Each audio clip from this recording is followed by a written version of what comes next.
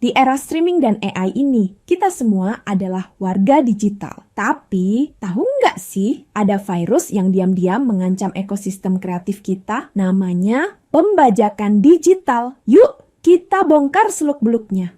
Oke, kita langsung saja masuk ke inti pembajakan digital. Ini dia beberapa modus yang sering terjadi di dunia maya, khususnya di industri musik. 1. Cover version di media sosial.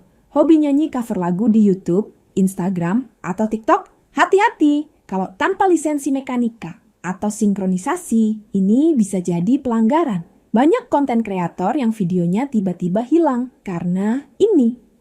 2. Lagu sebagai latar promosi digital. Kalau online shop atau brand kalian pakai lagu populer buat background iklan atau konten marketing digital, tapi nggak punya lisensi sinkronisasi yang sah, ini jelas melanggar. Jangan sampai branding malah jadi blunder. 3. Re-upload lagu atau video musik, mengunggah ulang lagu atau video musik orang lain ke akun pribadi di platform lain. Ini melanggar hak distribusi dan hak ekonomi pencipta. Ini sama saja menjiplak karya orang di ranah digital. 4. Modifikasi untuk kebutuhan viral, remix, mashup, dan lain-lain. Bikin remix, mashup, speed up, slow, nightcore, dan sejenisnya. Tren ini memang bikin lagu jadi viral, tapi kalau tanpa persetujuan pencipta, ini masuk kategori pelanggaran juga. Ingat, digital creativity itu keren, tapi hak cipta harus tetap dihormati. 5. Penggunaan di siaran langsung atau virtual event, musik, latar di webinar, podcast, siaran IG Live, Zoom, atau YouTube Live. Kalau enggak punya lisensi public performance, ini melanggar.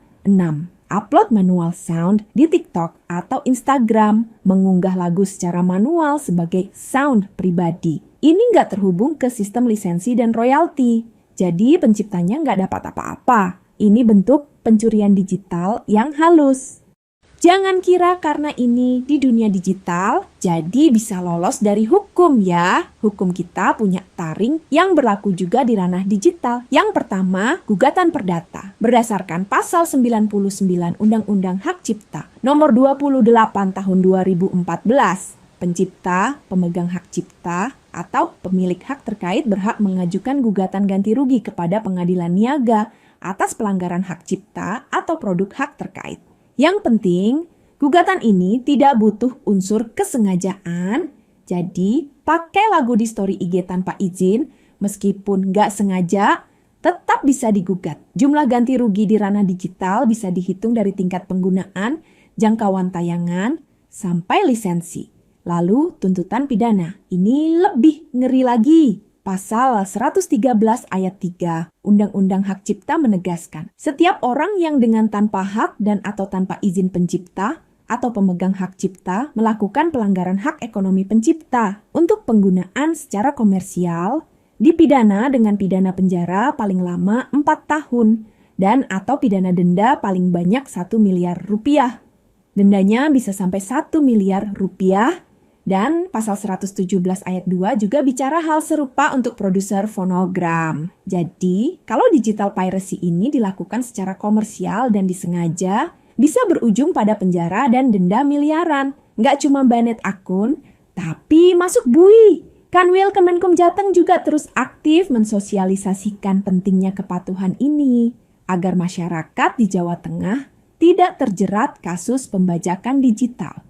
Sobat digital, pembajakan digital itu nyata dan terus berevolusi. Bentuk pelanggaran hak cipta tidak lagi hanya soal fisik, tapi merambah ke konten digital, remix, algoritma, dan AI. Kita membutuhkan sistem hukum yang responsif, platform yang kolaboratif, dan pelaku industri yang sadar akan hak serta tanggung jawabnya. Keadilan ekosistem musik Indonesia hanya akan tercapai jika kita semua berjalan dalam satu irama, saling mendukung dan menghargai karya. Mari jadi pengguna digital yang bertanggung jawab. Jangan sampai ketidaktahuan membuat kita terjerat masalah hukum. Semoga informasi ini bermanfaat. Sampai jumpa di lain kesempatan. Terima kasih.